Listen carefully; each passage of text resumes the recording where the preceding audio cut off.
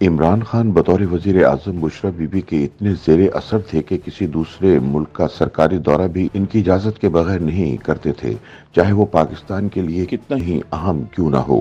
P T I حکومت کے تمام اہم فیصلے بھی سابقہ خاتون اول ہی کرتی تھیں۔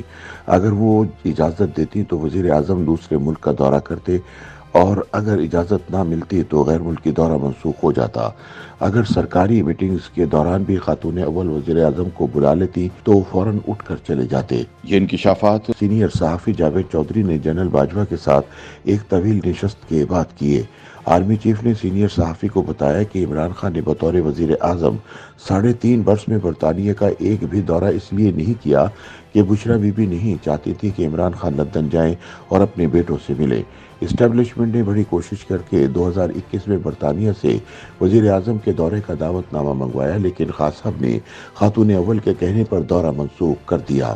برطانوی ہائی کمشنر اس پر روحن سا ہو گیا۔ سینئر صحافی کے بقول آرمی چیف جنرل باجوہ نے بتایا کہ یوں بلا وجہ دورے سے انکار برطانیہ اور اس کے ہائی کمشنر کی بے عزتی تھی۔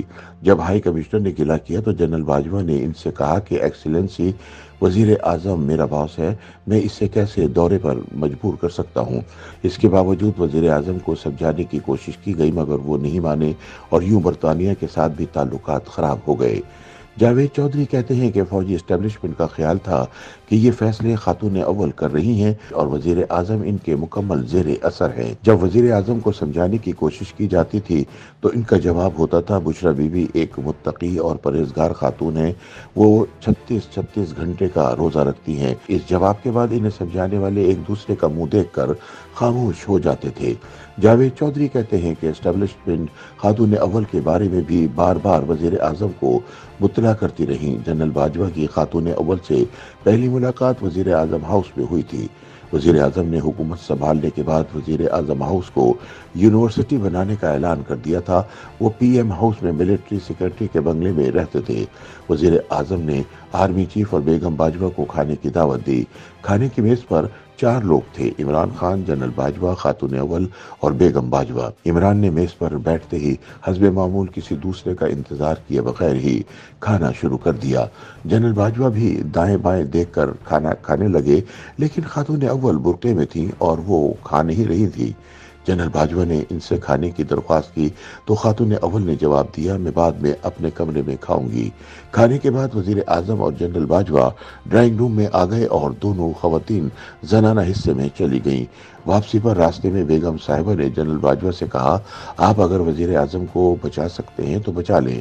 جنرل باجوہ نے تفصیل پوچھی لیکن بیگم صاحبہ نے اس موضوع پر مزید بات کرنے سے انکار کر دیا۔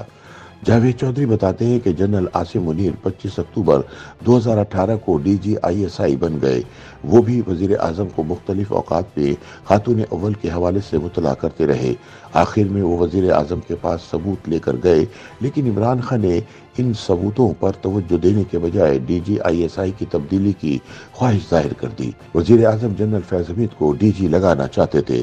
جنرل باجوہ نے انہیں سمجھانے کی کوشش کی، سر فوج میں افسر کچھ نہیں ہوتے، ادارہ ہوتا ہے۔